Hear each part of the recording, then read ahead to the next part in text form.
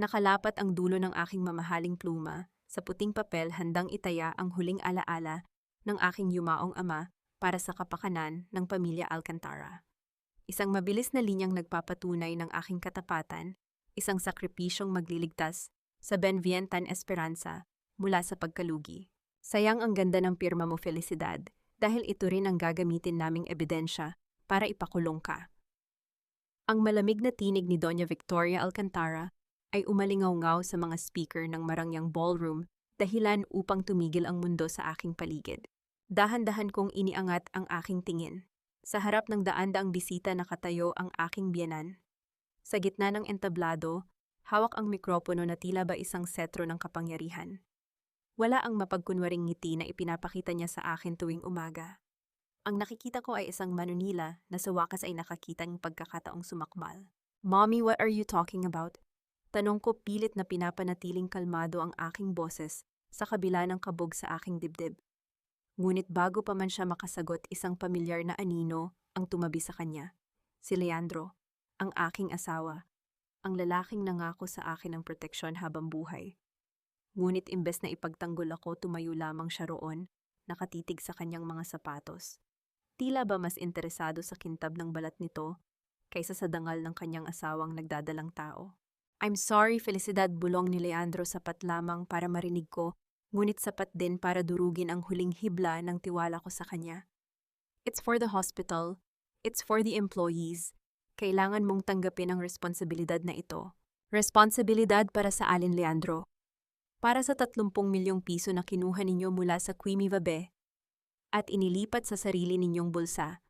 Direkta kong tanong sa kanya. Hindi ako sumigaw.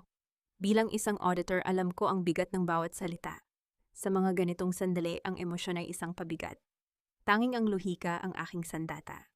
Isang malakas na singhapan ang narinig mula sa mga panauhin. Kasabay nito, ang nakakasilaw na ilaw mula sa isang smartphone ay tumama sa aking mukha. Si Tita Cora Villanueva, ang reyna ng mga chismis sa ating parokya, ay nakatutok na ang camera sa akin habang nagsasalita sa kanyang livestream. "Mga kaparokya, naririnig niyo ba yan? Ang mapagpanggap na manugang ng mga Alcantara na gagawa pang mambaliktad matapos magnakaw sa mga mahihirap na nanay." Sigaw ni Tita Cora habang mabilis na kumikislap ang mga komento sa kanyang screen. Ang bawat salita niya ay parang latigo na humahampas sa aking pagkatao. Lumapit sa akin si Doña Victoria. Ang bawat hakbang niya ay tunog ng hatol. "You used your professional skills to manipulate the books, Felicidad. Inakala mo ba na hindi namin malalaman? Ibinigay namin sa iyo ang lahat, itinuring ka naming tunay na anak. At ganito ang isusukli mo. Ibinigay ninyo ang lahat. Ang tawa ko ay tuyo at walang buhay. Ibinigay ninyo sa akin ang utang ng ospital ninyo. Ibinigay ninyo sa akin ang mga peking papeles na pilit ninyong ipinapapirma sa akin gabi-gabi. At ngayon, ibinibigay ninyo sa akin ang kasalanang kayo mismo ang gumawa." Dahan-dahan kong kinapa ang aking bulsa. "I have the recordings, Victoria. I have the conversation between you and Leandro inside the study room last week. Alam ko kung paano ninyo pinagplanuhan ang lahat ng ito." Bahagyang nagbago ang ekspresyon ni Victoria. Ang takot ay dumaan sa kanyang mga mata, ngunit mabilis din itong napalitan ng isang mapanganib na ngiti. "Recordings, Hija? Are you talking about the files you sent to Isabel? The one you trusted so much?"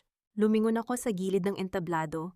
Doon ay nakatayo si Isabel, ang aking hipag, ang tanging tao sa pamilyang ito na inakala kong kakampi ko. Hawak niya ang kanyang tablet, ang kanyang mga mata ay puno ng peking luha. "Ate Felicidad, why are you lying?" Hikbi ni Isabel na tila ba siya ang biktima rito. "Wala kang ipinadalang kahit ano sa akin. In fact, you asked me to delete the CCTV footage from the office yesterday." "Hindi ko magawa, ate. Hindi ko kayang itago ang katotohanan para sa iyo." Sa sandaling iyon, ang malamig na hangin ng ballroom ay tila naging yelo. Ang bawat piraso ng puzzle ay nabuo sa aking isipan. Hindi ito isang biglaang akusasyon. Ito ay isang execution. Isang planadong pagpaslang sa aking dangal upang iligtas ang kanilang pangalan. Biglang naramdaman ko ang isang matigas na hawak sa aking braso. 2 security guard ang lumapit sa akin sa ilalim ng utos ng aking biyenan. "Kunin ninyo ang phone niya Baka kung ano pang gawa-gawang kwento ang ilabas ng babaeng ito, utos ni Victoria. Bitawan ninyo ako, pegpop. Pagpupumiglas ko, ngunit sa aking kalagayan ng aking lakas ay hindi sapat. Mabilis nilang nahablot ang aking bag at kinuha ang aking cellphone. Pinanood ko kung paano ito kinuha ni Victoria at ihinagis sa sahig bago ito tinapakan ng kanyang takong hanggang sa mabasag ang screen. Wala na ang ebidensya. Wala na ang aking tanging baraha.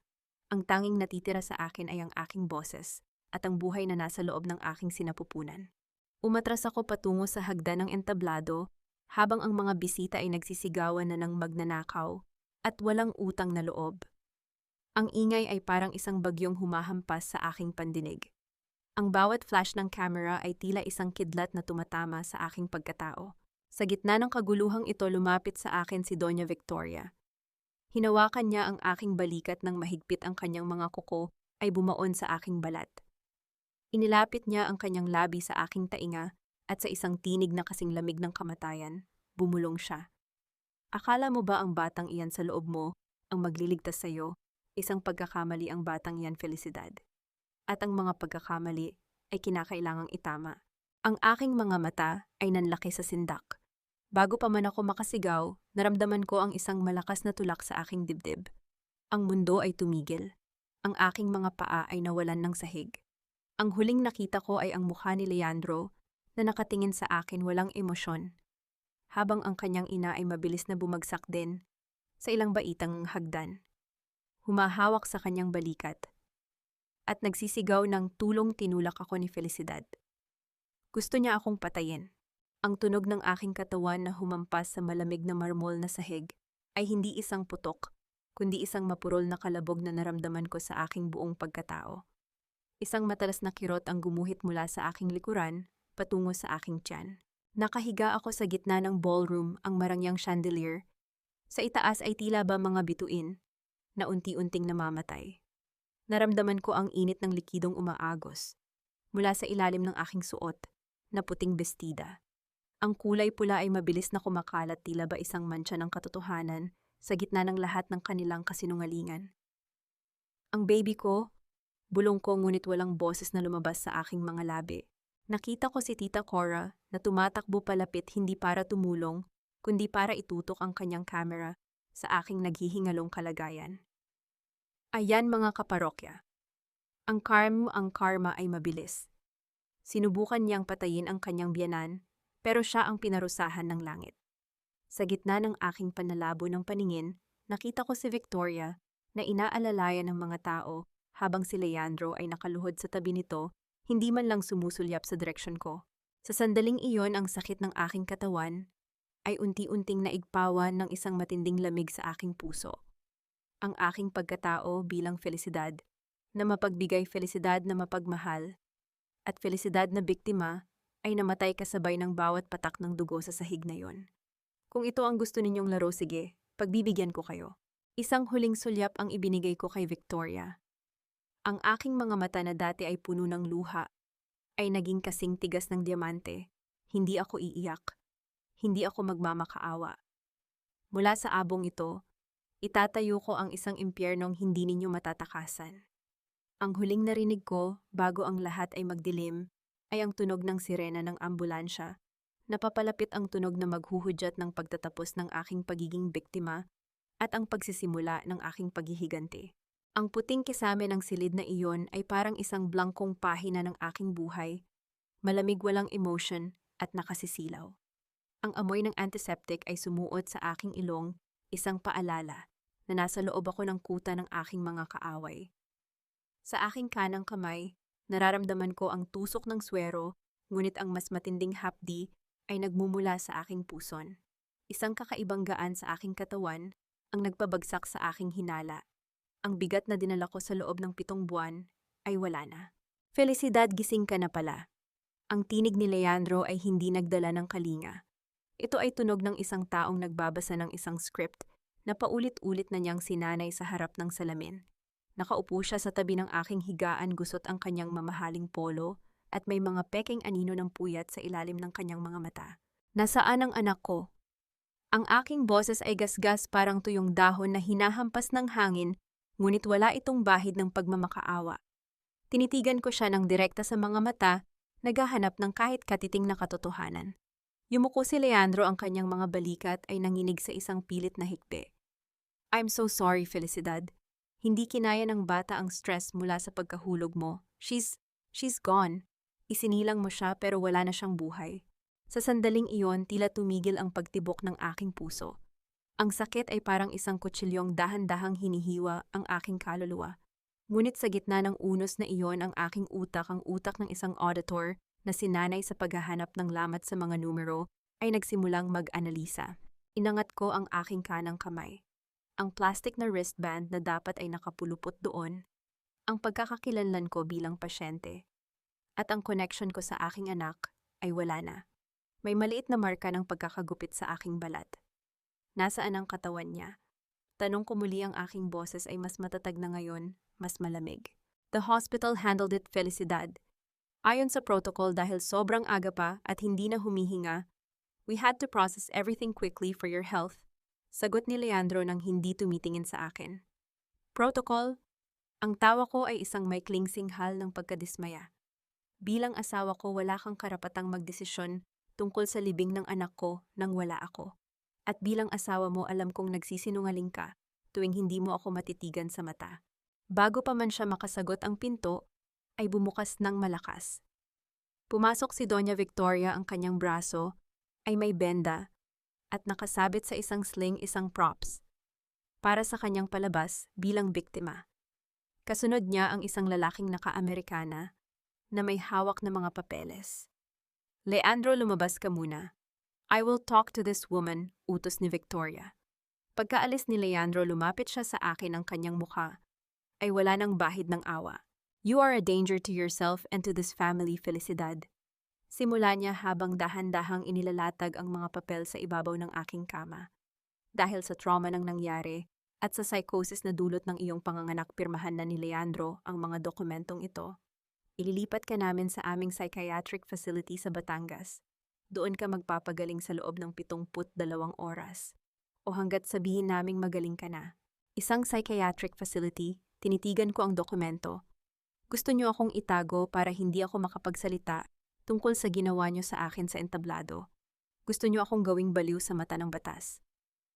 Hindi mo na kailangan ang batas, Felicidad. Ang lahat ng media, ang lahat ng tao sa labas, naniniwala na ikaw ang nanakit sa akin. Ikaw ang magnanakaw na nawalan ng bait dahil sa hiya, bulong ni Victoria habang iniaabot ang isang panulat sa akin. Pirmahan mo na ito para sa ikabubuti mo. Hindi ako pipirma. Sabi ko, ang aking tingin ay kasing talim ng kidlat. At alam mo kung bakit. Dahil bago ako pumunta sa party mo, nag-iwan ako ng isang envelope sa aking notaryo. Isang direktiba na nagsasabing kung sakaling mapunta ako sa anumang ospital ng mga Alcantara labas sa aking kagustuhan, kailangang tawagan ang aking abogado. Nabura ang ngiti sa mukha ni Victoria. Your lawyer, ang maliit na firm na binabayaran mo. May Hindi ay, sagot ko habang nakakarinig ng mga sapatos na naglalakad nang mabilis sa hallway. Ang bawat hakbang ay tunog ng papalapit na katarungan. Ang abogadang espesyalista sa mga kasong tulad nito. Biglang bumukas ang pinto. Isang babaeng nasa huling bahagi ng kanyang 30, nakasuit na kulay itim, at may dalang briefcase ang pumasok. Ang kanyang tindig ay puno ng awtoridad, ang kanyang mga mata ay parang agila na handang sumakmal. Attorney Renata Salcedo, pakilala niya habang inilalagay ang isang court order sa ibabaw ng mga papeles ni Victoria. At narito ako para ihayag na ang aking kliyente, si Felicidad Alcantara, ay nasa ilalim ng aking legal na protection. Anumang pagtatangka na ilipat siya nang walang pahintulot ng korte ay ituturing na kidnapping. Tumingin sa akin si Renata, isang maliit na pagtango na tila nagsasabing nagsisimula pa lang tayo. Lumingon ako kay Victoria na ngayon ay nanginginig sa galit. Nasaan ang foot record ng anak ko, Victoria? Nasaan ang birth certificate? Bilang isang auditor, alam ko ang bawat form na dapat ay nagawa na sa loob ng 6 na oras. Kung patay ang anak ko, nasaan ang death certificate na may pirma ng pathologist? Ang katahimikan sa loob ng silid ay naging nakabibingi. Ang aking biyenan ay hindi makasagot. Huwag mong isipin na nanalo ka na, Felicidad, banta ni Victoria, bago siya mabilis na lumabas kasama ang kanyang tauhan. Nang kaming dalawa na lang ni Renata ang natira, dahan-dahan siyang lumapit sa akin. Inabot niya ang isang maliit na bagay na nakuha niya mula sa sahig ng delivery room bago ito nalinis. Isang piraso ng pulang sinulid. This was tied to a baby's ankle, Felicidad. Nakita ito ng isa sa mga tauhan ko sa basurahan ng ospital. Ang mga batang patay ay hindi nilalagyan ng ganitong tanda. Bulong ni Renata. Naramdaman ko ang muling pagkabuhay ng aking pag-asa, ngunit ito ay balot ng yelo. Ang aking anak ay hindi patay. Siya ay ninakaw. Gusto kong makita ang listahan ng lahat ng discharge papers sa araw na ito, Renata.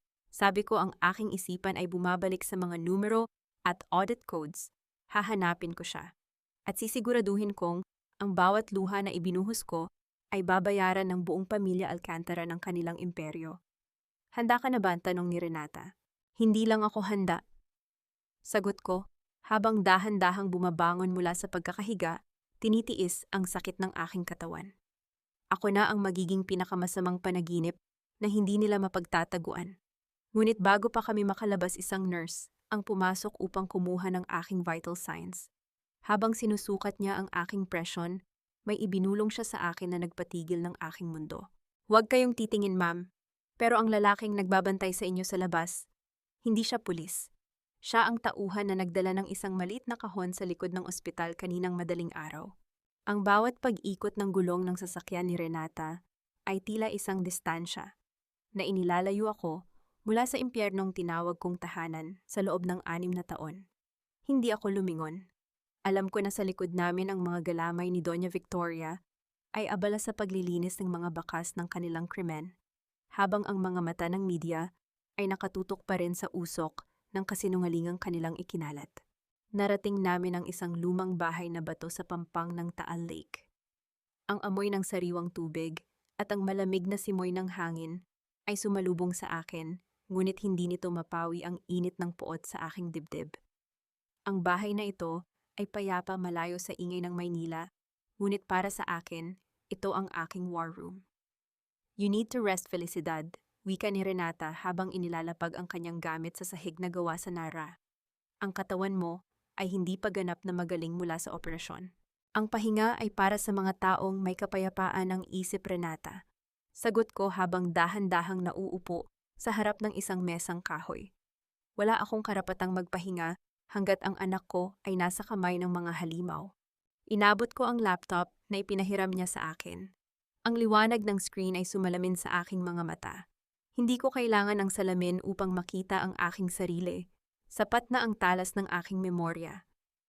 Bilang isang senior auditor, ang aking utak ay nakadesenyo upang makita ang mga pattern sa gitna ng kaguluhan. Ano ang plano mo? Tanong ni Renata, bakas ang interes sa kanyang tinig. The Alcantaras are masters of public image, but they are sloppy with their shadows. Panimula ko, habang mabilis na nagtatype.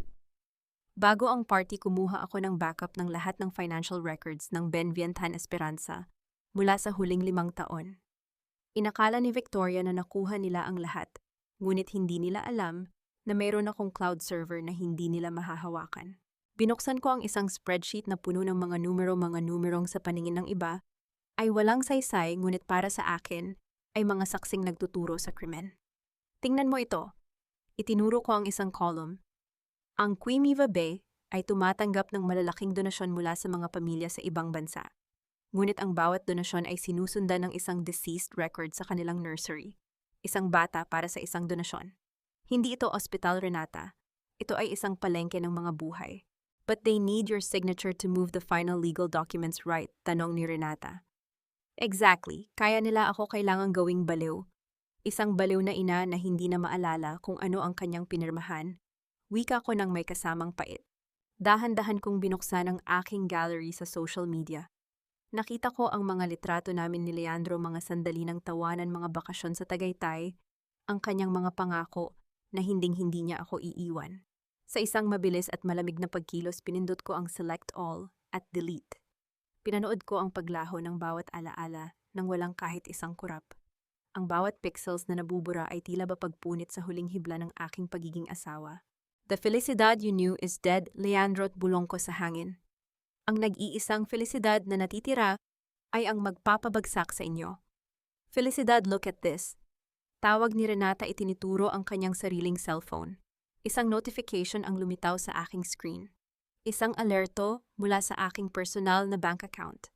Isang transaction ang kasalukuyang ginagawa sa isang sangay sa Batangas. Isang transaction na nagkakahalaga ng 10 milyong piso. May gumagamit ng electronic signature mo sa labas. Wika ni Renata, ang kanyang boses ay puno ng babala. They are draining your personal accounts to make it look like you are fleeing with the stolen money. Ginagawa nila ang huling hakbang para tuluyan kang mabaon sa utang at kaso. Naramdaman ko ang pagbilis ng tibok ng aking puso, ngunit hindi dahil sa takot. Ito ang adrenaline ng isang mangangaso na nakita ang kanyang pain. Hayaan mo sila, sabi ko nang may malamig na ngiti. Ang bawat sentimo na kukunin nila gamit ang pirma ko ay magiging ebidensya ng kanilang forgery. I have already set a trap. Ang account na iyon ay nakalink sa isang tracking software na binili ko noong nakaraang buwan nang mapansin ko ang unang lamat sa aming pagsasama. Biglang nag-vibrate ang laptop. Isang mensahe ang pumasok mula sa isang hindi kilalang sender, isang attachment ng isang litrato. Nang buksan ko ito, muntik nang tumigil ang aking paghinga. Ito ay isang litrato ng isang maliit na kama sa isang nursery at sa gilid nito ay isang baby blanket na may borda ng aking pangalan. Sa ibabaw ng blanket nakapatong ang piraso ng pulang sinulid. Ang mensahe ay maikli, ngunit nakapaninindig balahibo. Ang nakaraan ay hindi natutulog felisidad. Katulad ng iyong anak, ito ay naghihintay lamang na matagpuan. Renata Yi, ang aking boses ay naging kasing tigas ng bato. Alam ko na kung nasaan ang listahan ng mga batang nawala. Hindi ito nasa main office ng ospital. Ito ay nasa loob ng tahanan ng mga Alcantara, sa loob ng library ni Victoria. That's suicide, kontra ni Renata. Hindi mo pwedeng pasukin ang bahay na yon. Hindi ako papasok bilang felisidad na asawa. Sagot ko habang tumatayo at tinitingnan ang aking refleksyon sa screen ng laptop. Papasok ako bilang ang kanilang pinakamalaking pagkakamali. Bago pa man makasagot si Renata, isang tunog ng paparating na sasakyan ang narinig namin sa labas.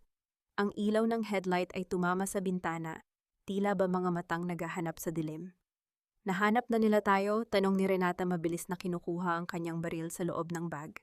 Dahan-dahan akong lumapit sa bintana at sumilip sa likod ng kurtina. Isang itim na SUV ang nakaparada at isang pamilyar na bulto ang lumabas mula sa driver's seat. Si Isabel, ang aking hipag na nagkanulo sa akin sa harap ng lahat, ay narito mag-isa at may hawak na isang sobrang puno ng dugo. Binuksan ni Renata ang pinto, ang kanyang kamay ay mahigpit na nakahawak sa hawakan ng kanyang baril na nakatago sa likod.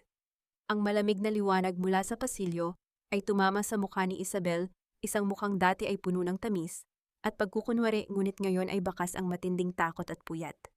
Ang kanyang mamahaling bestida ay may mantsa ng putik, at ang kanyang mga kamay ay nanginginig habang hawak ang isang sobrang may tuyong dugo.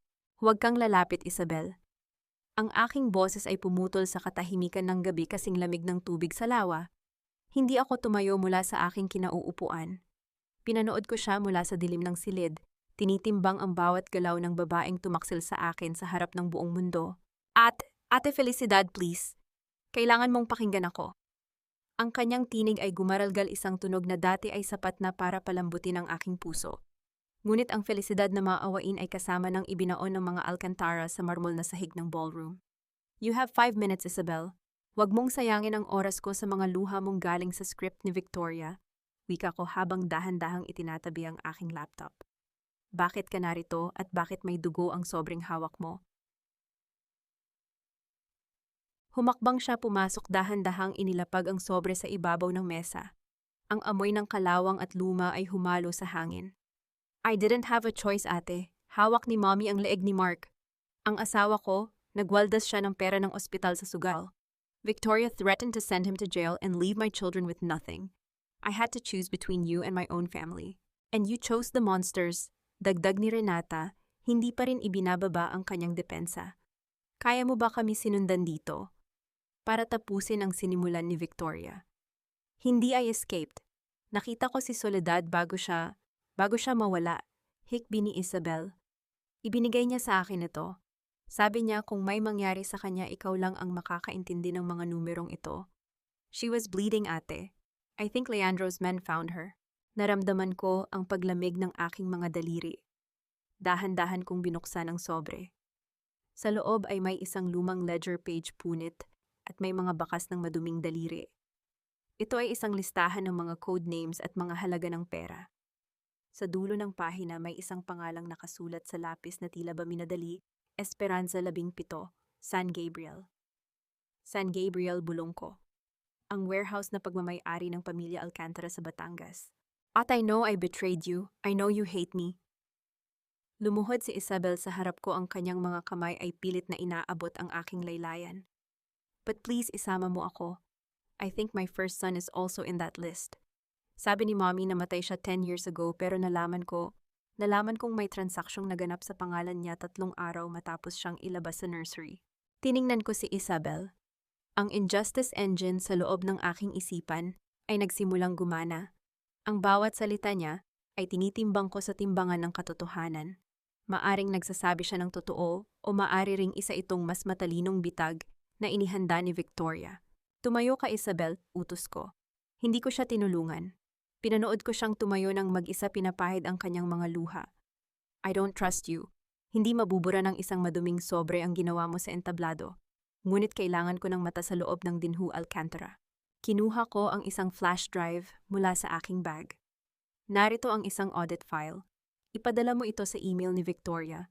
Sabihin mo na hanap mo ito sa backup server ko. It contains a specific set of numbers that will lead her to believe I am hiding in a different location in Tagaytay. Kung lalabas ang mga numerong ito sa anumang legal na hakbang nila bukas, malalaman kong trinaydor mo uli ako. Gagawin ko, ate, I promise, mabilis na sagot ni Isabel. And one more thing. Inilapit ko ang aking mukha sa kanya sapat na para makita niya ang kawalan ng emosyon sa aking mga mata.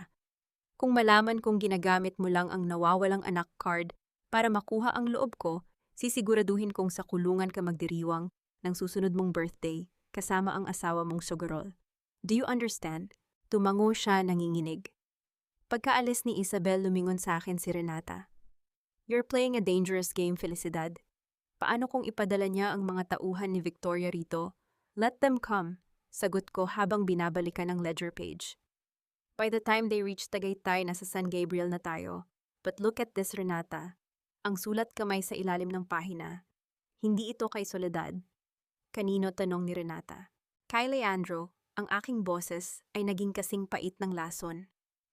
Ang asawa ko, ang lalaking umiyak sa harap ko at nagsabing patay ang anak namin, siya ang nag-audit ng transfer list na ito. He didn't just watch his mother do it. He managed the inventory. Naramdaman ko ang isang matalas na pintig sa aking dibdib, hindi dahil sa sakit, kundi dahil sa isang panibagong rurok ng puot. Ang pagtataksil ni Leandro ay hindi lang dahil sa kahinaan. Ito ay isang kalkuladong negosyo. Biglang tumunog ang laptop. Isang encrypted email ang pumasok. Wala itong subject, tanging isang link ng isang live stream na hindi pampubliko. Nang buksan namin ito, lumitaw ang isang madilim na silid. May isang maliit na crib sa gitna. Isang babaeng naka-uniforme ng nurse ang lumapit at binuhat ang isang sanggol na nakabalot sa puting kumot. Ang sanggol ay may maliit na pulang sinulid sa kanyang bukong-bukong. Isang tinig ng lalaki ang narinig sa background, isang tinig na hinding-hindi ko makakalimutan. Ready the papers for the Spanish couple. Siguraduhin ninyong hindi na ito aabot sa susunod na linggo. Victoria wants this cleaned up before the audit. Si Leandro. Sa dulo ng video, lumingon ang lalaki sa camera. Isang malamig na ngiti ang sumilay sa kanyang mga labi, tila ba alam niyang nanonood ako. Itinaas niya ang isang gunting at dahan-dahang inilapit sa pulang sinulid ng aking anak. Ang liwanag mula sa laptop ay unti-unting namatay, ngunit ang imahe ng gunting ni Leandro na papalapit sa pulang sinulid ng aking anak ay nananatiling nakaukit sa aking balintataw. Hindi ako sumigaw. Hindi ako humulagpo sa sakit. Sa halip, naramdaman ko ang isang uri ng kamanhiran na mas matalas pa sa anumang talim. Ang bawat tibok ng aking puso ay naging isang malamig na kalkulasyon. He's taunting me, Renata. Ang aking boses ay parang isang bulong mula sa ilalim ng lupa. Iniisip ni Leandro na ang pananakot sa akin ang magpapatahimik sa akin. He thinks a mother's fear is a weakness. He's wrong, it's a fuel. We need to move, Felicidad, wika ni Renata mabilis na isinisara ang kanyang gamit. The video was sent from an encrypted server, but the background, those tiles, and the sound of the industrial fan, It's from the basement of the hospital, but I suspect the baby is no longer there. Hindi nila itatago ang bata sa loob ng ospital habang may investigasyon. Sagot ko habang mabilis na binubuksan ang isa pang audit file. Dadalhin nila ang bata sa San Gabriel, but before we go there, we need the voices of the dead. Sa loob ng sumunod na 4 na oras, tinalikuran ko ang aking emotion at ginamit ang aking mga daliri upang hukayin ang mga libingan sa loob ng database ng Benvientan Esperanza. Isang pattern ang lumabas, isang madilim na simponya ng mga numerong hindi nagsisinungaling. 19 na sanggol, 19 na ina na sinabihang patay ang kanilang mga anak sa loob ng 7 taon. Ang bawat isa ay may parehong pirma ng doktor, parehong oras ng kamatayan, at parehong punerarya na nagproseso ng katawan ang St. Jude Funeral Services. Narating namin ang punerarya bago magmadaling araw. Ang paligid ay balot ng ambon at ang amoy ng formalin ay nanunuot sa bawat sulok. Ang may-ari, isang matandang lalaking may mga matang puno ng pagod, ay nanginginig nang ipakita ko ang aking lisensya bilang auditor at ang mga dokumentong may tatak ng korte mula kay Renata. Wala kaming tinatanggap na mga sanggol mula sa Alcantara Hospital, ma'am. Ang kanyang boses ay tila isang sirang plaka. Ang mga record na hawak ninyo, mga papel lang iyan para sa tax exemption nila. So you're saying these 19 infants never existed in your facility? Tanong ko, ang boses ko ay kasing lamig ng semento sa aming paligid. Ibig sabihin, ang lahat ng binayaran ng Queenie Vabe para sa cremation at burial services ay mga ghost transactions, that's money laundering and fraud, Mr. Bautista. Isang tawag ko lang sa BIR, hindi lang ang negosyong ito ang mawawala sa'yo, kundi pati ang kalayaan mo. Dahan-dahang napaupo ang matanda. Ang kanyang pag-amin ay hindi nagmula sa pagsisisi, kundi sa takot. Inuutusan lang nila kami, sabi nila, para sa kabutihan ng lahat. Binabayaran nila kami para sa mga peking resibo. Pero ang totoo, wala kaming nakikitang mga bangkay. Ang mga sanggol, dinadala sila sa mga itim na van diretso sa Batangas. Sa labas ng punerarya, natagpuan namin ang isa sa mga 19 na ina, si Rosario de Maculangan. Nakatira siya sa isang maliit na barong-barong malapit sa Riles. Ang kanyang mga mata ay walang buhay hanggang sa sandaling binanggit ko ang pangalan ng ospital. Sabi nila mahina ang baga ng anak ko. Hikbi ni Rosario habang hawak ang isang luma at kupas na damit ng sanggol. Pinapirma nila ako sa mga papel na Ingles. Hindi ko naintindihan. Sabi nila utang na loob ko sa pamilya Alcantara na hindi nila ako pinabayad sa panganganak kapalit ng pagpirma ko sa cremation. Pero hanggang ngayon, naririnig ko pa rin siyang umiyak sa panaginip ko. Hindi siya namatay, Rosario. Sabi ko, hinahawakan ng kanyang magaspang na kamay. Ang anak mo ay kinuha nila. At nandito ako para bawiin hindi lang ang anak ko kundi ang lahat ng kinuha nila sa atin. Naramdaman ko ang muling pagpintig ng injustice engine sa aking dibdib. Ang bawat luha ni Rosario ay nagpatibay sa aking desisyon. Ang pamilya Alcantara ay hindi lang nagnakaw ng pera. Nagnakaw sila ng kinabukasan. Ginawa nilang negosyo ang pag-ibig ng isang ina. Binalikan ko ang listahan sa aking laptop habang nasa loob kami ng sasakyan patungong San Gabriel. Sa ilalim ng bawat codename, may mga petsa ng delivery. At doon sa pinakahuling hilera nakita ko ang entry na nagpatindig ng aking balahibo, Esperanza 17, status prepared for turnover, recipient project Ligaya. Project Ligaya, bulong ko. Gagamitin nila ang pangalan ng anak ko para sa kanilang huling transaction. Felicidad Lookgate. Biglang wika ni Renata, itinituro ang isang itim na van na mabilis na lumabas mula sa isang warehouse sa di kalayuan. That's the vehicle from the funeral owner's description. Sundan mo sila, Renata, pero huwag kang masyadong lalapit. Utos ko.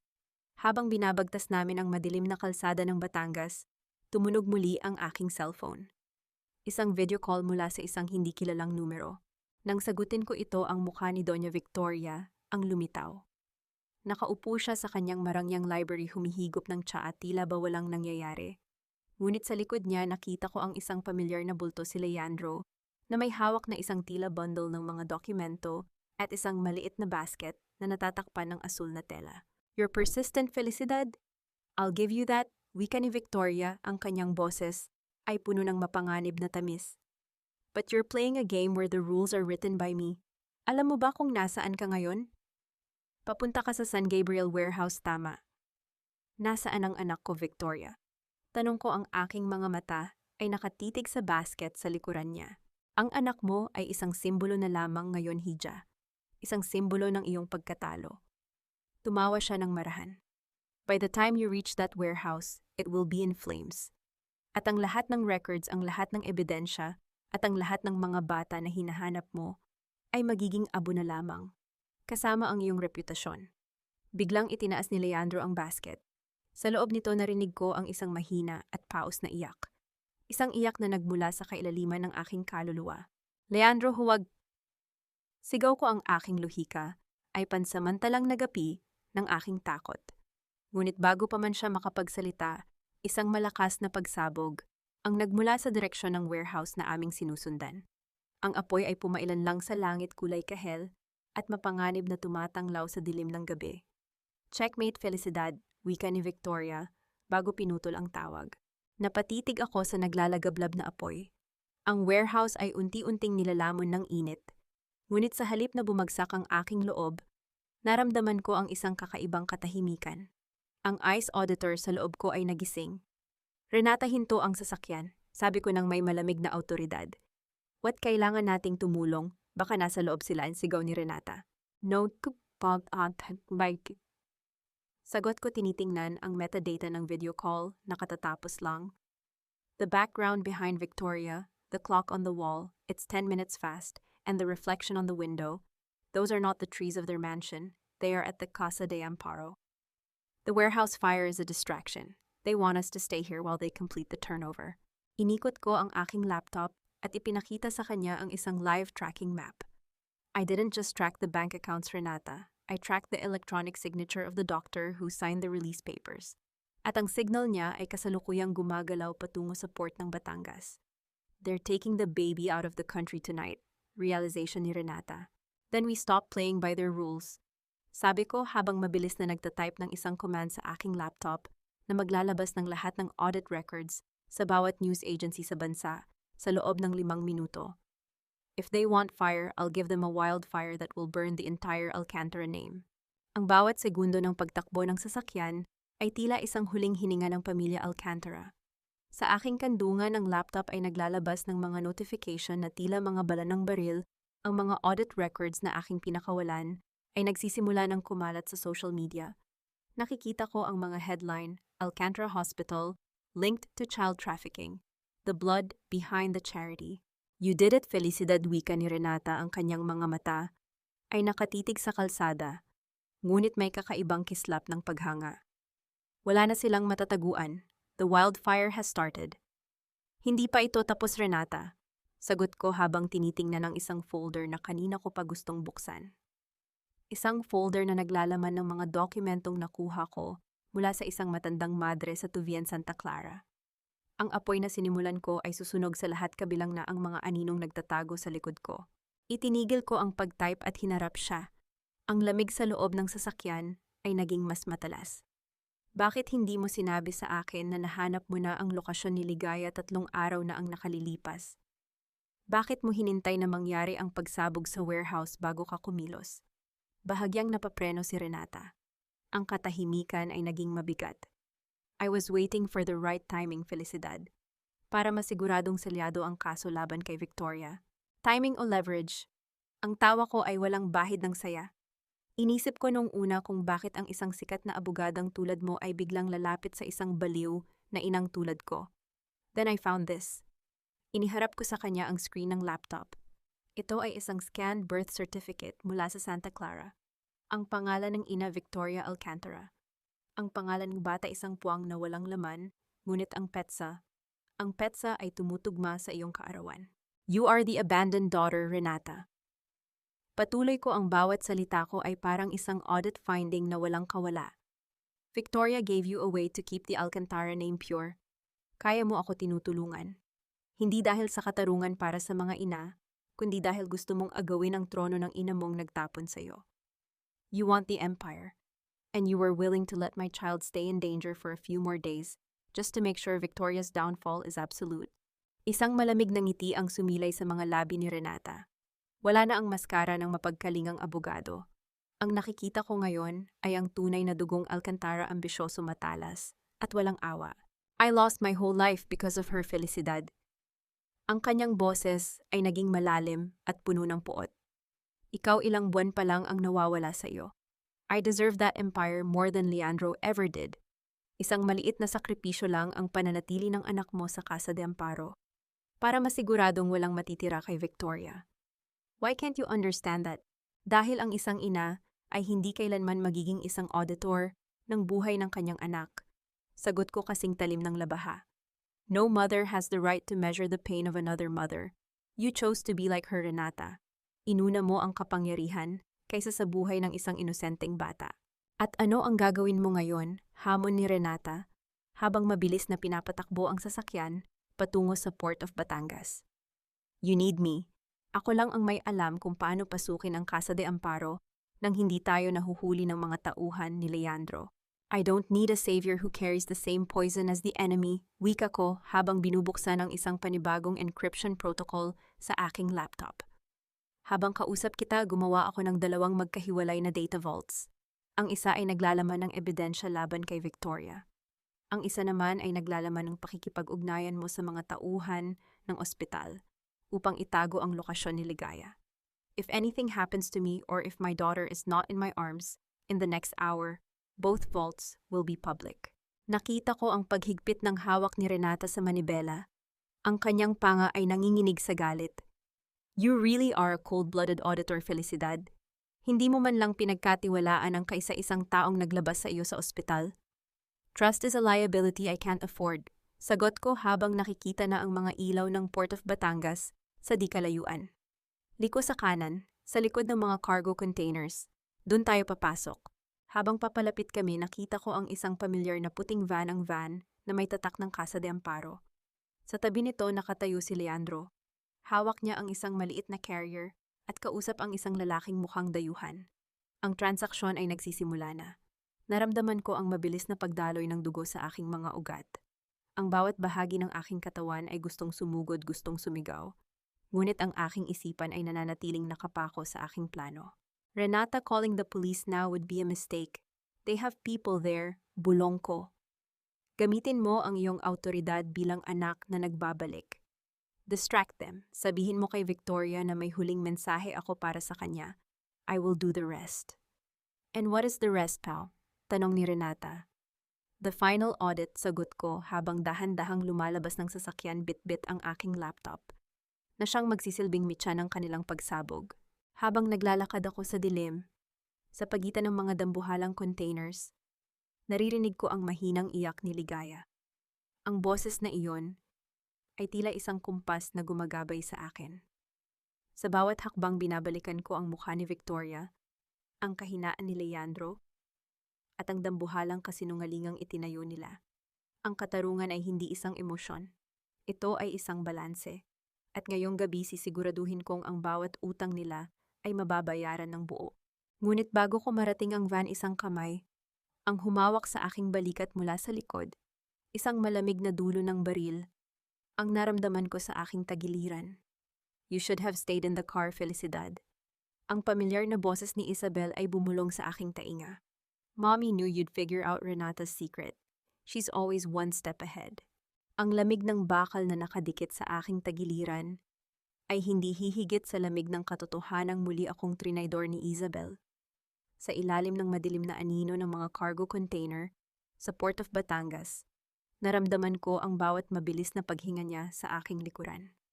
Ang kanyang kamay ay nanginginig, isang senyales na ang kanyang determinasyon ay kasing rupok ng salamin, ngunit sapat na ang dulo ng baril upang itigil ang bawat balak kong paggalaw. Huwag kang malikot, ate. Ayokong gawin ito pero kailangan kong protektahan ang mga anak ko. Ang bulong ni Isabel ay puno ng desperasyon. Mommy said she'll let Mark go if I bring you to her. She knows about the audit files. She knows everything. Proteksyon, Isabel. Iyan din ang sinabi ni Soledad bago siya natagpo ang bangkay sa loob ng nasusunog na kapilya. Sagot ko, ang aking boses ay nananatiling patag at walang bahid ng takot.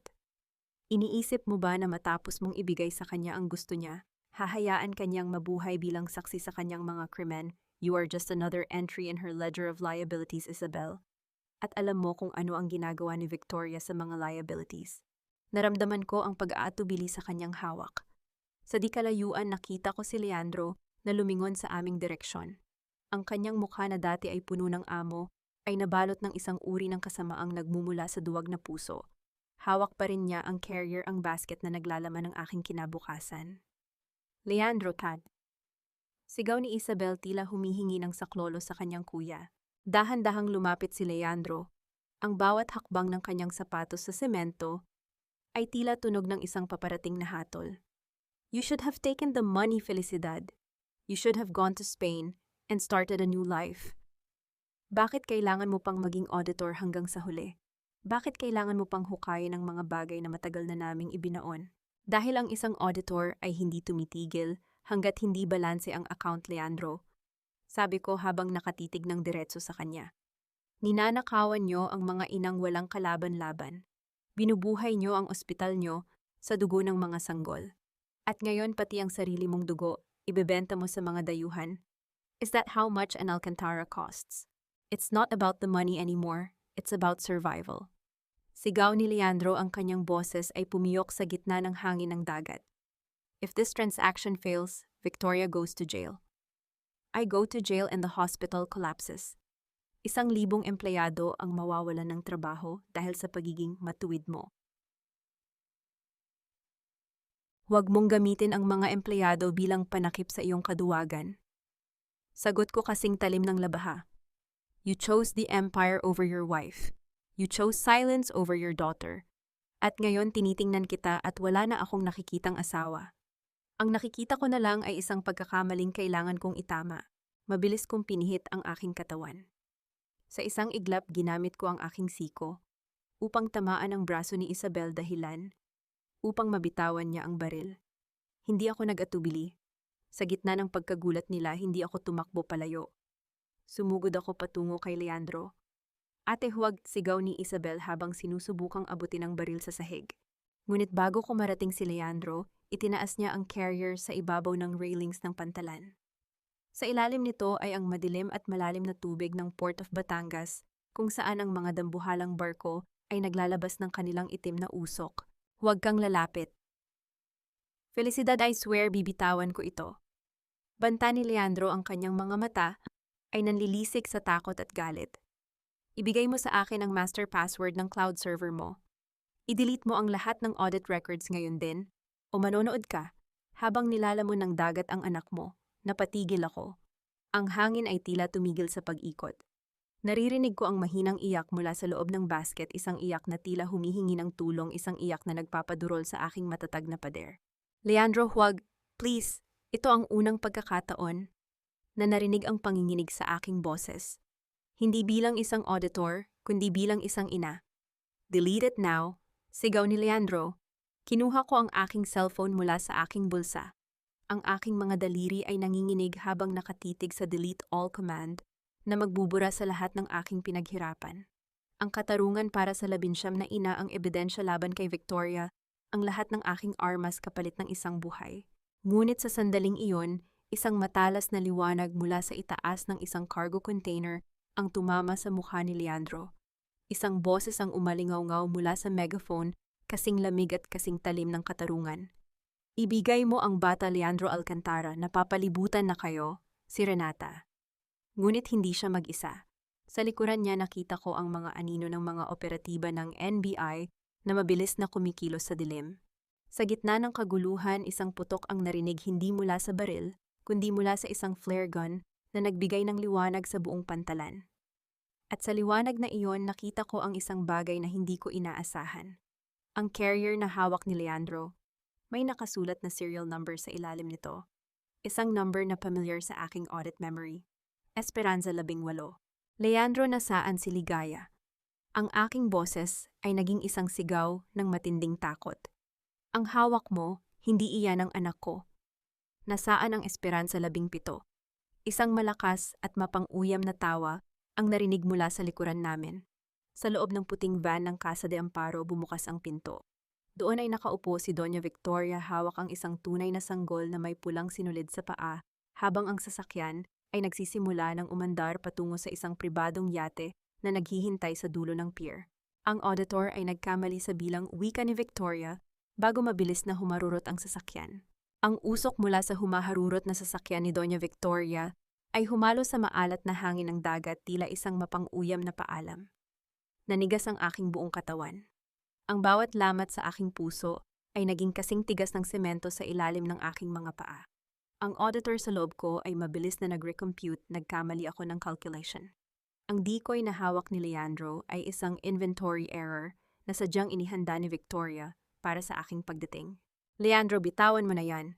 Sigaw ni Renata habang mabilis na lumalapit ang mga operatiba ng NBI ay nakatutok na ang mga baril sa aking asawa. Hindi si Ligaya ang hawak mo, trinaydor ka rin ng sarili mong ina. Napatitig si Leandro sa basket na hawak niya. Dahan-dahan niyang ibinaba ang takip. At doon sa ilalim ng malamig na liwanag ng pantalan, nakita niya ang isang sanggol na walang pulang sinulid. Ang kanyang mukha ay nawalan ng kulay.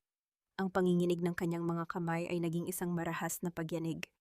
Hindi, sabi ni Mommy, sabi niya ito ang anak natin. Ang boses ni Leandro ay parang isang batang nawawala puno ng hapis at kawalan ng malay. Sabi niya ililigtas niya kami. Ang tanging inililigtas ni Victoria ay ang kanyang sarili, Leandro. Sabi ko habang humahakbang palapit sa kanya. Hindi ako tumatakbo. Ang bawat hakbang ko ay may bigat ng isang huling hatol. Ginamit kanya bilang pain. Ginamit kanya para makuha ang atensyon ng batas habang siya ay tumatakas bitbit ang totoong alas ang anak ko. Biglang binitawan ni Leandro ang carrier sa sahig. Sa kabutihang palad mabilis itong nasalo ng isang operatiba bago tumama sa matigas na semento. Humulag po si Leandro at napaluhod sa harap ko, sinusubukang hawakan ng aking mga paa, ngunit mabilis akong umatras. Ang pagpindot ng kanyang mga kamay sa aking balat ay parang haplos ng isang lason. Felicidad, patawarin mo ako. Hindi ko alam, akala ko. Huwag kang hihingi ng tawad sa akin. Habang ang anak ko ay nasa gitna ng dagat. Bulyaw ko sa kanya. Ang aking boses ay hindi na galing sa lalamunan, kundi mula sa kailaliman ng aking nanunuyot na matres. Renata, ang yate. Hindi iyon tutuloy sa Spain. Ang gasolina ng pribadong yate ni Victoria ay hindi sapat para sa isang Trans-Pacific flight. Titigil iyon sa isang refueling point sa Mindoro bago lumipat sa isang cargo ship. How do you know that? Tanong ni Renata, bakas ang gulat sa kanyang mga mata. I am their auditor, remember. Ang aking ngiti ay kasing talim ng labaha. Binayaran ko ang fuel logs ng lahat ng sasakyang pandagat ng mga Alcantara noong nakaraang buwan. Alam ko ang bawat litro, ang bawat rutang kinukuha nila para makaiwas sa buwis. At ang yate na iyon, may lamat ang engine cooling system nito. Hindi iyon makakalayo ng mabilis. Mabilis na nag-utos si Renata sa kanyang radyo. Ang ugong ng mga sirena ng Coast Guard ay nagsimulang gumuhit sa katahimikan ng gabi. Ngunit bago pa kami makakilos, isang pamilyar na tunog ng notification ang nanggaling sa laptop na hawak ni Renata. Isang live stream invitation, ang sender Doña Victoria. Nang buksan namin ito, lumitaw ang mukha ni Victoria sa screen. Nakaupo siya sa loob ng marangyang cabin ng yate. Kalmado siya, ang kanyang buhok ay walang kahit isang hibla na wala sa lugar. Sa kanyang tabi nakahiga si Ligaya sa isang mamahaling kuna, mahimbing na natutulog, walang malay sa panganib na nakapaligid sa kanya. Felicidad, hiha. Simula ni Victoria, ang kanyang boses ay puno ng mapanganib na kapayapaan. Nakita mo ba ang iyong asawa? Ang duwag kong anak na naniwala sa aking mga pangako. Ganyan ang nangyayari sa mga taong mahihina. Ganyan ang mangyayari sa iyo kung itutuloy mo ang pagpapadala ng mga audit records sa media. Nasaan ka, Victoria? Sumuko ka na ka. Panta ni Renata sa harap ng camera. Sumuko? Bakit ako susuko sa isang anak na itinapon ko na sa basura? Tumawa si Victoria, isang tunog na parang pagkagasgas ng metal sa salamin. Renata, alam ko ang bawat galaw mo. At Felicidad, ang bawat record na inilabas mo ay binabayaran mo ng 1 minuto ng buhay ng iyong anak. Sa bawat click ng share, lumalapit ang gunting na ito sa oxygen line ng kanyang incubator box. Itinaas ni Victoria ang isang maliit na remote control. Ang yate na ito ay punong-puno ng mga ebidensyang hinahanap ninyo. Ang mga original na ledger, ang mga pangalan ng mga kliyente, lahat narito. Pero sa isang pindot ko lang ang lahat ng ito, kasama ang batang ito, ay magiging bahagi na ng kasaysayan ng dagat. Naramdaman ko ang paglamig ng aking mga daliri. Ito ang the suffocating trap. Inipit niya ako sa pagitan ng katarungan at ng buhay ng aking anak. Ano ang gusto mo? Tanong ko, ang aking boses ay kasing tigas ng diamante. Gusto kong bawiin mo ang lahat. Sabihin mo sa media na ang lahat ng inilabas mo ay gawa-gawa lamang ng iyong unstable na isipan. Maglabas ka ng public apology at higit sa lahat, gusto kong ibigay mo sa akin ang encryption key ng iyong cloud server. Kapalit nito, iiwan ko ang bata sa isang ligtas na pampang bago ako lumisan. Felicidad, don't do it. Kapag nakuha niya ang key, papatayin niya pa rin kayo, babala ni Renata. Tinitigan ko ang mukha ni Victoria sa screen. Ang ICE auditor sa loob ko ay nagsimulang mag-scan. Napansin ko ang isang maliit na detalye sa background, isang dial ng barometer sa dingding ng cabin. Ang needle nito ay gumagalaw sa paraang hindi tugma sa isang sasakyang nasa gitna ng malakas na alon. Isang ideya ang biglang nabuo sa aking isipan. Ang yate ay hindi pa umaalis. Sige, Victoria, ibibigay ko ang gusto mo. Sabi ko habang dahan-dahang binubuksan ang aking cellphone. Pero kailangan kong makita na ligtas ang anak ko. Ipakita mo sa akin ang serial number ng kanyang wristband. Habang abala si Victoria sa pag-aayos ng camera, bumulong ako kay Renata.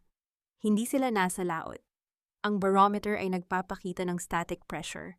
Naroon pa rin sila sa dulo ng pier sa loob ng isang soundproof na container van na idinisenyo para magmukhang cabin ng yate. Ang yate na nakita nating umalis ay isa pang decoy. Bago pa makasagot si Renata, narinig namin ang isang malakas na kalabog mula sa isang dambuhalang container na nakasabit sa isang crane, ilang metro lamang ang layo mula sa amin. Ang live stream sa screen ay nayanig. Nakita namin ang pagkagulat sa mukha ni Victoria. Nahanap kita, bulong ko. Tumakbo ako patungo sa container, hindi alintana ang sigaw ng mga operatiba.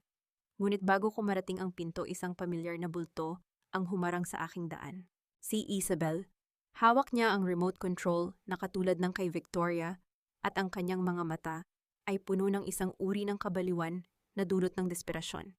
Ate, huwag kang lalapit, sabi ni Mommy kapag binuksan mo ang pinto, sasabog ang container. Sigaw ni Isabel. Pero sabi niya rin, kung ibibigay ko sa kanya ang password mo, ibibigay niya sa akin ang anak ko na nahanap niya raw sa San Gabriel. Isabel, nagsisinungaling siya, walang ibang bata. Sigaw ko. Ngunit huli na. Pinindot ni Isabel ang button hindi para pasabugin ang container, kundi para ibaba ito ng mabilis sa tubig. Ang dambuhalang bakal ay nagsimulang bumagsak patungo sa madilim na karagatan, bitbit ang aking anak at ang reyna ng mga Alcantara. Ngunit hindi kay Victoria lumipad ang aking paningin. Sa isang sulok nakapatong ang maliit na basket sa ibabaw ng isang nakapakong kahoy na kinalalagyan ng mga mamahaling alak. Basang-basa ang kumot, ngunit dahil sa disenyo ng basket na yari sa matigas na plastic at may foam sa loob, na natili itong lumulutang sa huling ilang pulgada ng hangin sa loob ng container. Mabilis kong kinuha ang basket. Nanginginig ang aking mga daliri habang binubuksan ko ang basang tela. Doon nakita ko ang aking anak. Maputla ang kanyang balat at pikit ang kanyang mga mata, ngunit nang idampi ko ang aking daliri sa kanyang munting leeg, naramdaman ko ang mahina ngunit buhay na pintig ng kanyang puso. Isang malakas na iyak ang kumawala kay Ligaya nang maramdaman niya ang hangin, isang tunog na tila nagpabagsak sa lahat ng pader ng aking pagiging matatag. Sa sandaling iyon, hindi ako ang ICE auditor. Ako ay isang inang muling nabuo. Ara, ang bata, ligtas siya. Ang tinig ni Angelo ay narinig ko sa aking likuran, puno ng pilit na galak at desperasyon na makihati sa sandaling ito. Sinubukan niyang humawak sa aking balikat. Ang kanyang mga mata ay naghahanap ng kapatawaran. Huwag mo kaming hawakan, Angelo. Ang aking boses ay naging kasing talim ng kidlat na tumama sa gabi. Hindi ko siya nilingon. Ang bawat patak ng tubig na pumasok sa container na ito ay kasalanan mo. Ang bawat takot na naramdaman ng anak ko sa dilim ay utang mo. Wala ka ng lugar sa buhay naming dalawa. Ara, please, I was just trying to protect the hospital, depensa ni Angelo, habang ang mga operatiba ng NBI ay nagsisimula ng lagyan siya ng posas. You protected an empire built on the graves of stolen children, sagot ko habang dahan-dahang tumatayo bitbit si Ligaya. Hayaan mo ang korte na mag-audit ng proteksyon na sinasabi mo. Lumingon ako kay Doña Victoria. Inaalalayan siya ng 2 pulis palabas ng container. Kahit basang-basa at gulo-gulo ang kanyang buhok, sinubukan niya pa ring itaas ang kanyang baba, ang kanyang mga mata ay nananatiling puno ng puot. Inakala mo ba na nanalo ka na, Ara? Ang uyam ni Victoria habang tumatagas ang tubig dagat sa kanyang mamahaling lunta. Ang lahat ng records na nasa loob ng container na iyan ay sira na. Ang tubig dagat ay bubura sa bawat pirma at bawat ebidensyang pinaghirapan mo. You have a child but you have no case. Dahan-dahan akong lumapit sa kanya. Iniharap ko sa kanya ang aking cellphone na nakabalot sa isang waterproof case. Sinasabi ko na sa iyo, Victoria, ang isang magaling na auditor ay hindi umaasa sa orihinal na kopya kung alam niyang ang kliyente ay isang mandaraya. Ipinakita ko sa kanya ang screen. Habang nasa loob ka ng container, ang lahat ng files na nakita ko sa iyong library ay na-upload na sa isang secure blockchain server. Kahit matunaw ang bawat papel sa mundong ito, ang ebidensya ng iyong pagpatay kay Soledad at ang pagbebenta mo sa 19 na sanggol ay mananatiling buhay. At si Isabel nakapirma na siya sa kanyang sinumpaang salaysay kapalit ng immunity. Nakita ko ang huling pagguho ng kanyang maskara. Ang takot na kanina ay nasa kanyang mga mata ay naging isang ganap na kawalan ng pag-asa. Dadalhin niyo ako sa kulungan pero sisiguraduhin kong hindi kayo tatahimik. Sigaw ni Victoria habang kinakaladkad siya paalis. Maraming malalaking tao ang kasama ko sa listahang iyan. Hindi ka nila titigilan. Ara, isang sumpa ang pangalang Alcantara na dadalhin mo habang buhay. Hindi na ako isang Alcantara, Victoria. Wika ko habang pinagmamasdan ang paglayo ng mga sasakyan ng pulis. At ang anak ko siya ang magiging patunay na ang kadiliman ninyo ay may katapusan. Lumapit sa akin si Renata, hawak ang isang tuyong kumot para kay Ligaya. You did it, Ara. The audit is complete. Pero tama si Victoria, nagsisimula pa lang ang laban sa korte. Handa ka na ba? Tumingin ako sa malawak na dagat.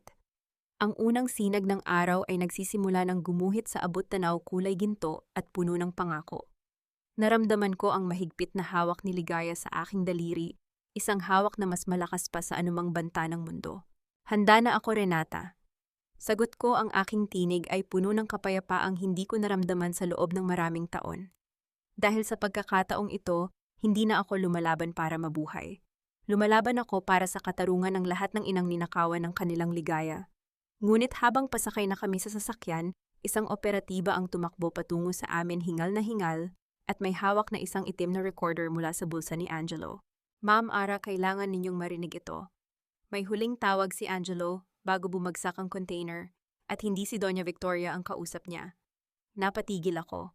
Ang malamig na kaba ay muling gumapang sa aking likuran. Nakatitig ako sa itim na recorder na hawak ng NBI agent. Ang bawat patak ng tubig dagat mula sa aking buhok ay tila ba isang mabilis na pagbilang ng mga natitirang sandali ng katahimikan. Sa loob ng sasakyang medikal, habang nakabalot si Ligaya sa mainit na kumot at mahimbing na natutulog, pinindot ng agent ang play button. Walang click, walang ingay ng makina. Isang mahinang static lamang ang narinig bago lumabas ang boses ni Angelo. Handa na ang lahat. Victoria is the primary target. Kapag nahulog ang container, sisiguraduhin kong ang lahat ng ebidensya ng Project Esperanza ay mabaon sa dagat kasama niya. Just make sure the offshore accounts are transferred to my name once the hospital declares bankruptcy. Ang boses sa kabilang linya ay hindi boses ng isang babae. Ito ay isang malalim at baritong boses ng isang lalaki, isang boses na kilala sa bawat sulok ng bansa dahil sa kanyang linis na reputasyon sa politika. Good. Sisiguraduhin kong ang NBI ay darating sa tamang oras para magmukhang biktima ka at si Ara. Let your mother take the fall. Ang lupa ng Benvientan Esperanza ay masyadong mahalaga para masayang sa isang iskandalo ng child trafficking. Naramdaman ko ang paglamig ng aking dugo. Ang Angelo na nakaluhod kanina sa semento, ang Angelo na umiiyak at humihingi ng tawad, ay ang Angelo na nagplano ring patayin ang kanyang sariling ina para makuha ang yaman ng pamilya. Hindi lang siya duwag, siya ay isang ahas na nagpapalit ng balat sa bawat pagkakataon. Renata, ang aking boses ay naging isang malamig na bulong habang tinitingnan ko si Angelo na kasalukuyang isinasakay sa kabilang sasakyan. Hindi lang si Victoria ang kalaban natin. Ang Board of Trustees ng ospital, ang mga kasosyo ni Victoria sa politika. Ginagamit nila ang trahedyang ito para maglinis ng sarili nilang dumi. I know that voice, aras, sagot ni Renata, ang kanyang mga mata ay nanlilisik sa galit. That's Senator Montemayor, ang pamilya ng asawa ni Isabel, They were never trying to help. They were waiting for Victoria to stumble so they could feast on the remains. Dahan-dahan akong tumayo bitbit si Ligaya. Lumabas ako ng ambulansya at hinarap ang direksyon kung saan nakaposas si Angelo. Nang makita niya ako, sinubukan niyang magmukhang kawawa muli. Ara, nakita mo ba ligtas tayo? I'll testify against mommy. We can start over. Hindi ko siya hinayaang matapos. Lumapit ako sa kanya hindi para manampal kundi para itapat sa kanyang mukha ang recorder na kasalukuyang nagpe-play ng kanyang huling usapan. Nakita ko ang unti-unting paglaho ng kanyang maskara. Ang kanyang mukha ay naging kasing putla ng papel. Ang kanyang mga labi ay nanginig ngunit walang salitang lumabas. Inisip mo ba na sa huling audit makakalusot ka dahil nagmukha kang biktima? Tanong ko, ang boses ko ay kasing tigas ng semento. Ang isang auditor ay hindi lang tumitingin sa balanse ng pera, Angelo. Tumitingin din kami sa balanse ng katotohanan. Binenta mo ang asawa mo, binenta mo ang anak mo, at ngayon binenta mo ang sarili mong ina. You are not a victim. You are the worst kind of liability. Ara, listen to me. I did it for us. Para may makuha tayong yaman pagkatapos nito. Sigaw ni Angelo habang hinihila siya ng mga pulis. Ang tanging makukuha mo pagkatapos nito ay ang malamig na rehas ng kulungan. Sagot ko habang tinalikuran siya. And don't worry, sisiguraduhin kong sa bawat araw na naroon ka, maaalala mo na ang babaeng binalak mong gawing biktima. Ang siyang kumuha ng lahat ng mayroon ka. Pagdating namin sa presinto, ang media ay nagkakagulo na sa labas. Nakita ko si Tita Cora hawak ang kanyang selfie stick, pilit na sumisingit sa mga pulis upang makakuha ng exclusive na balita. Ara-ara, totoo ba na ikaw ang utak sa likod ng pagbagsak ng mga Alcantara? Sigaw ni Tita Cora. May mga balita na ikaw raw ang nagnakaw ng pera at ngayon ay nagpapakabiktima lang gamit ang bata. Patata. Huminto ako sa tapat ng kanyang camera. Hindi ako nagtago. Hindi ko tinakpan ang aking mukha. Tinitigan ko ang lens ng kanyang cellphone nang may awtoridad na nagpatahimik sa buong paligid. Tita Cora, ko. Simula ko, ang bawat salita ay malinaw at direkta. Sa loob ng maraming taon ginamit mo ang iyong boses para ikalat ang dilim. Ngayon gagamitin ko ang aking boses para ibigay ang liwanag. Ang lahat ng audit records, ang lahat ng recordings, at ang lahat ng katotohanan tungkol sa 19 na inang nawalan ng anak ay kasalukuyan ng nasa kamay ng Department of Justice. Ang pamilya Alcantara ay tapos na, at ang sinumang nagtangkang tumulong sa kanila kasama na ang mga nagkakalat ng maling impormasyon ay susunod sa listahan. Nakita ko ang paglunok ni Tita Cora. Ang kanyang camera ay dahan-dahang bumaba. Pumasok ako sa loob ng presinto kasama si Renata. Ngunit sa loob ng opisina ng hepe, may isang lalaking nakaupo at naghihintay. Isang lalaking naka-Amerikana, may hawak na gintong tungkod at isang folder na may tatak ng National Treasury. Mrs. Alcantara, o mas tamang sabihing Miss Ara de los Reyes. Wika ng matanda habang tumatayo. Magaling ang ginawa mo sa Port of Batangas, pero may isang bagay na hindi mo na isama sa iyong audit. At ano iyon? Tanong ko, nananatiling alerto. Ang katotohanan na ang Benventan Esperanza ay hindi pagmamay-ari ni Victoria. Wika ng matanda habang inilalabas ang isang lumang kasulatan. Ito ay nakapangalan sa isang trust fund na ikaw ang nag-iisang benepisyaryo ayon sa huling hiling ng iyong ama bago siya mamatay. Inilihim ito ni Victoria sa loob ng 6 na taon. Naramdaman ko ang pagyanig ng aking mundo. Ang ospital na naging kulungan ko, ang institusyong ginamit para sa krimen, ay sa akin pala. Ibig sabihin, bulong ni Renata. Ibig sabihin, pagpapatuloy ko ang aking mga mata ay naglalabas ng isang bagong uri ng determinasyon. Ang bawat krimeng naganap sa loob ng ospital na iyon ay naganap sa ilalim ng pangalan ko nang hindi ko alam. At bilang tunay na may-ari, may kapangyarihan akong buksan ang lahat ng pinto na pilit nilang isinara. Hinarap ko ang matanda. I want a full independent audit of every room, every basement, and every nursery record since day 1. At gusto ko ang lahat ng kasangkot, politiko man o doktor, ay kaladkarin palabas. Ngunit habang binabasa ko ang dokumento, isang maliit na sulat sa ilalim ang kumuha ng aking pansin. Isang lagda na hindi kay Victoria, hindi kay Angelo, at hindi sa aking ama. Isang lagda na kamukhang-kamukha ng lagda ni Renata Salcedo. Ang papawdang bawat hibla ng papel na hawak ko ay tila naglalabas ng kuryenteng gumagapang sa aking mga daliri. Ang lagda sa ilalim ng dokumento, ang mga kurba, ang diin ng panulat, ang paraan ng pagtapos sa huling titik, ay isang salamin ng lagda ni Renata Salcedo na nakita ko sa libu-libong legal na papeles na pinirmahan niya para sa akin sa loob ng nakaraang buwan. Dahan-dahan kong iniangat ang aking tingin. Ang opisina ng hepe ng pulisya ay naging kasing lamig ng isang morgue. Nakatayo si Renata malapit sa bintana. Ang liwanag ng bukang liwayway ay nagbibigay ng matalas na anino sa kanyang mukha. Hindi siya kumikilos, hindi siya umiiwas. Ipaliwanag mo ito, attorney. Ang boses ko ay kasing talim ng isang scalpel. Walang luha, walang panginginig. Ang auditor sa loob ko ay naghahanap ng balanse sa gitna ng panibagong lamat na ito. Bakit ang lagda mo ang narito sa trust fund document ng ama ko mula pa noong 7 taon na ang nakalilipas? Humakbang si Renata palapit sa akin. Walang bakas ng pagkagulat sa kanyang mga mata. Dahil ang ama mo si Don Roberto de los Reyes ay hindi tanga-ara. Alam niyang papatayin siya ni Victoria at alam niyang gagamitin ka ni Victoria bilang isang kasangkapan kapag wala na siya. Magkakilala kayo? Tanong ko. I was his secret legal counsel. Pag-amin ni Renata ang kanyang tinig ay malalim at puno ng bigat ng nakaraan. Bago pa man ako naging kilalang abogado, ang ama mo ang nagpaaral sa akin. Siya ang tanging nakakaalam kung sino ang tunay kong ina. Pinapirma niya ako bilang witness at executor ng trust fund na ito upang masiguradong pagdating ng tamang panahon, ang Benvientan Esperanza ay babalik sa iyo. Pero kailangan nating maghintay na maging matatag ka. Na magising ang auditor sa loob mo. Isang maikling katahimikan ang namayani. Tinitigan ko ang kanyang mga mata, naghahanap ng anumang senyales ng manipulasyon.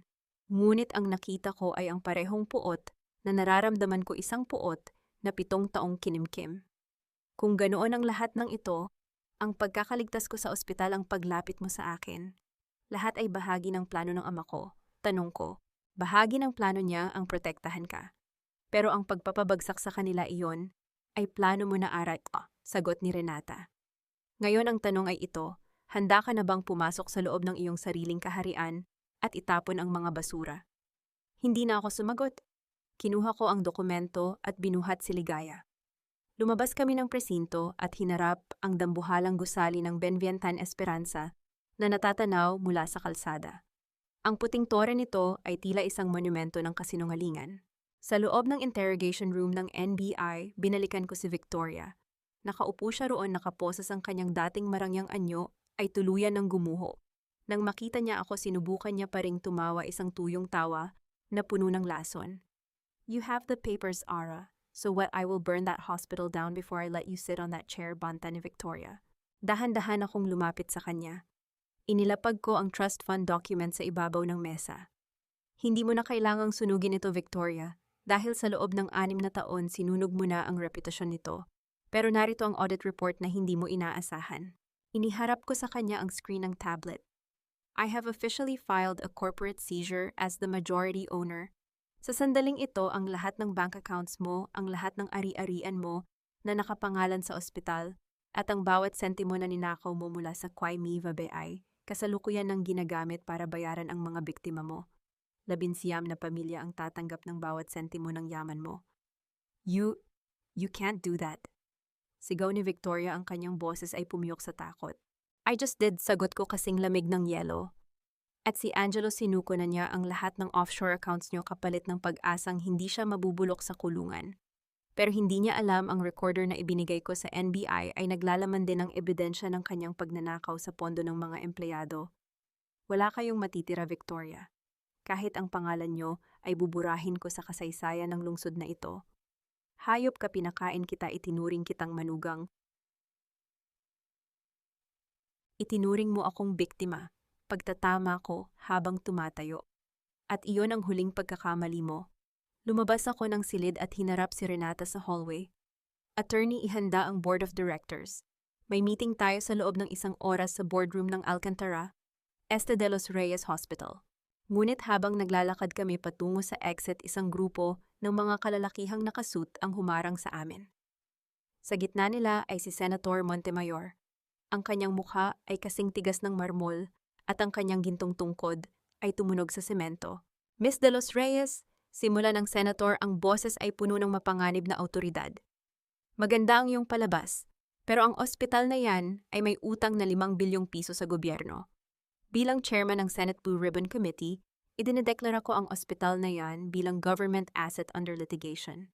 Walang sino mang makakaupo sa boardroom na yan hanggat hindi ko sinasabi. Naramdaman ko ang paghigpit ng hawak ko sa balikat ni Ligaya.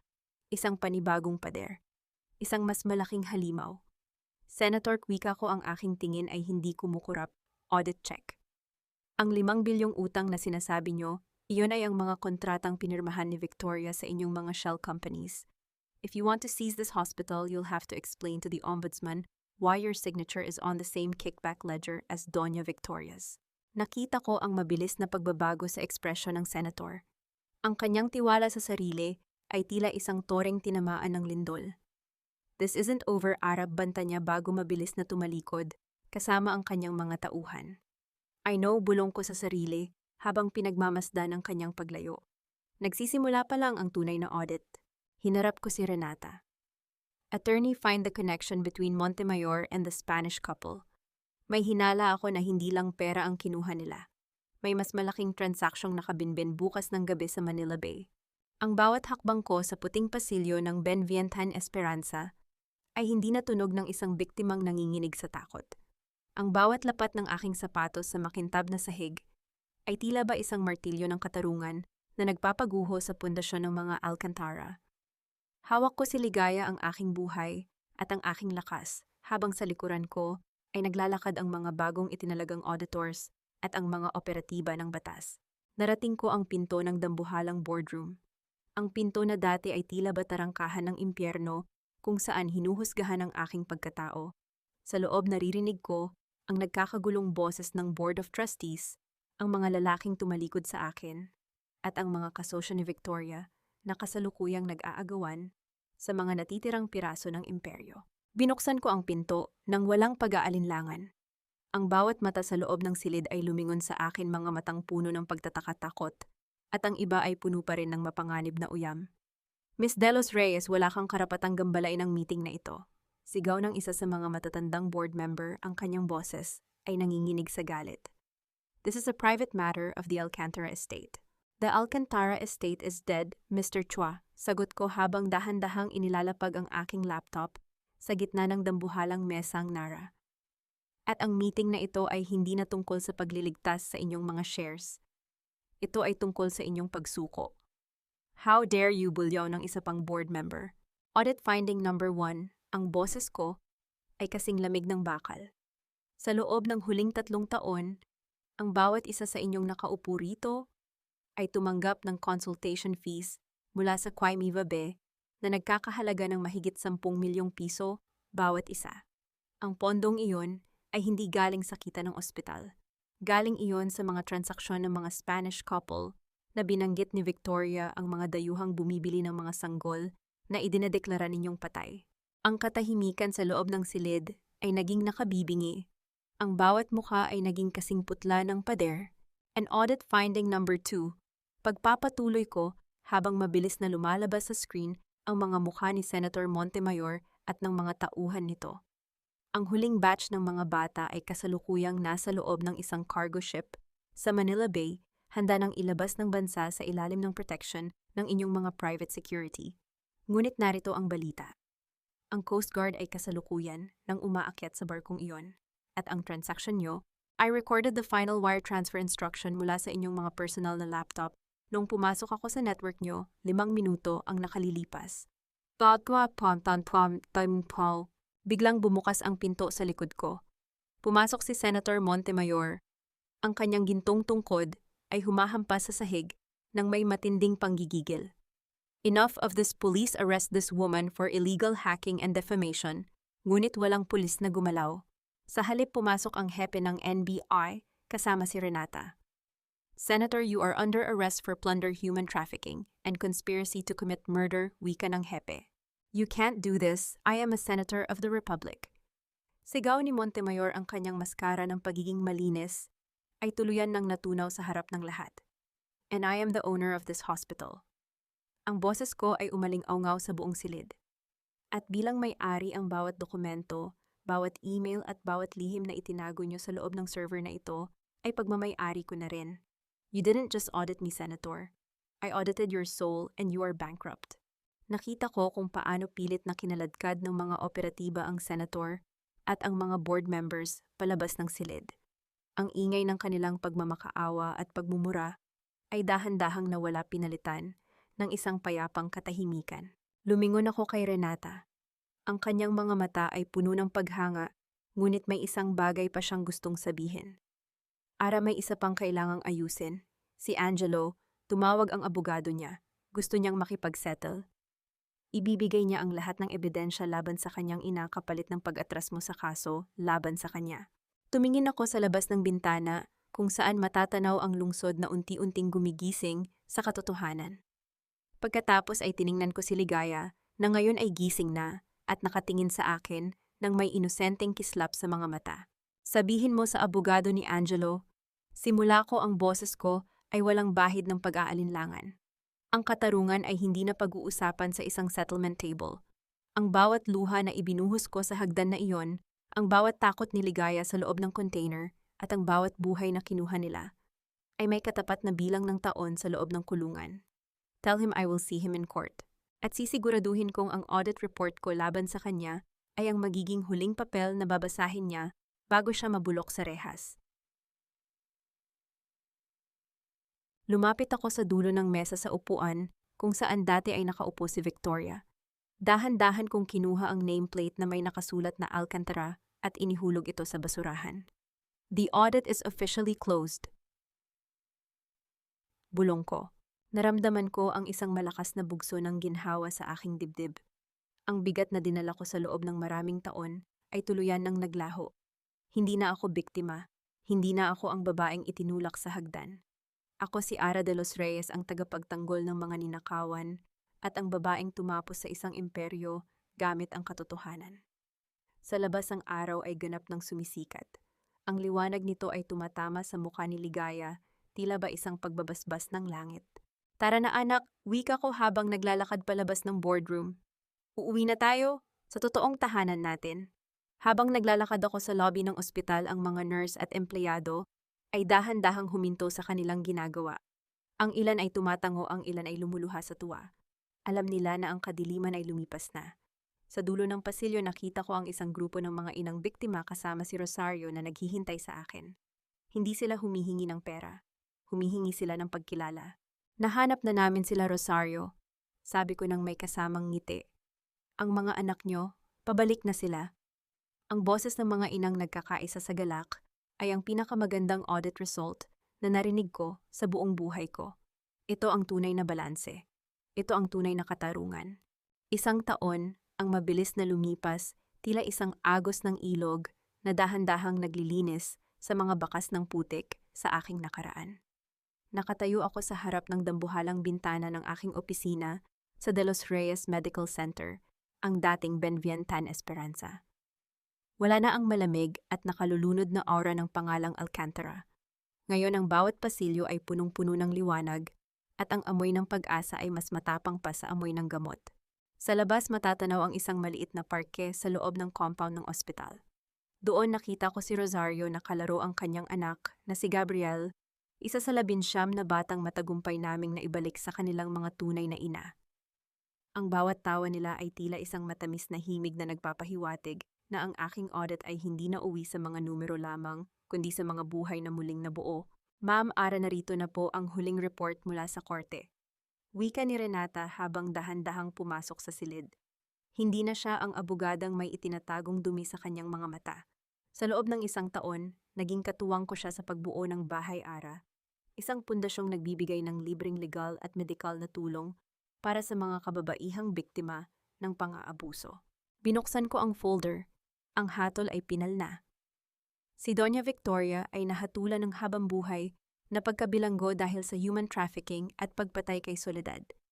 Sa huling balita, nananatili siyang mapagmataas sa loob ng rehas, pilit pa rin kumakapit sa anino ng kanyang dating kapangyarihan.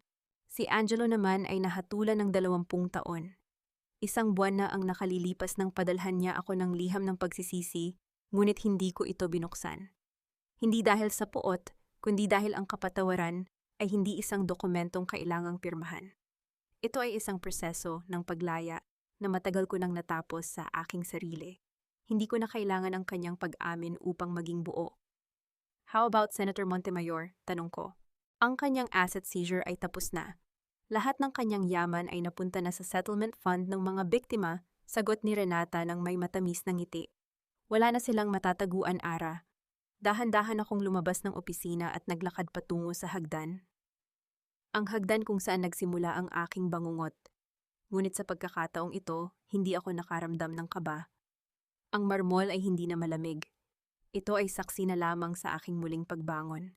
Doon sa unang baitang nakita ko si Ligaya. Ang aking munting Esperanza 17 ay mabilis nang lumalaki. Ang kanyang mga hakbang ay matatag, at ang kanyang mga mata ay puno ng kislap ng isang batang lumalaking mahal na mahal.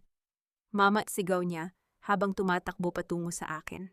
Binuhat ko siya ng mahigpit. Ligaya Amparo de los Reyes. Bulong ko sa kanyang tainga. Inalis ko na ang apelidong Alcantara sa kanyang pangalan. Hindi siya bunga ng isang imperyo ng krimen. Siya ay bunga ng aking paninindigan. Lumabas kami ng ospital at naglakad patungo sa aming sasakyan. Ngayong araw bibisita kami sa puntod ng aking ama.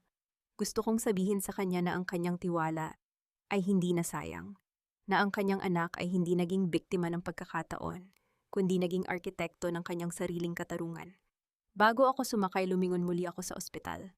Nakita ko ang karatula sa itaas, De Los Reyes Medical Center. Isang panata para sa katotohanan. Ang katarungan ay hindi lamang tungkol sa pagpaparusa sa mga masama. Ito ay tungkol sa pagbibigay ng boses sa mga pinatahimik at pagbibigay ng liwanag sa mga itinago sa dilim. Bilang isang auditor ng buhay, natutunan ko na ang pinakamahalagang balanse ay hindi matatagpuan sa bank account, kundi sa katahimikan ng iyong konsensya. Wala nang takot, wala nang pag-aalinlangan. Ang pangalan ko ay Ara de los Reyes, at sa wakas ang aking audit ay tapos na. Malaya na ako, malaya na kami. Sumikat ang araw nang mas maliwanag, tila ba sumasang-ayon sa kapayapaang namamayani sa aking puso. Habang hinahawakan ko ang kamay ni Ligaya, alam ko na anuman ang dumaang unos sa hinaharap, hindi na ako muling matutumba. Dahil ang babaeng natutong tumayo mula sa sariling dugo ay ang babaeng hindi kailanman magagapi ng anumang kasinungalingan. Ito ang aking simula, ang aming bagong liwayway.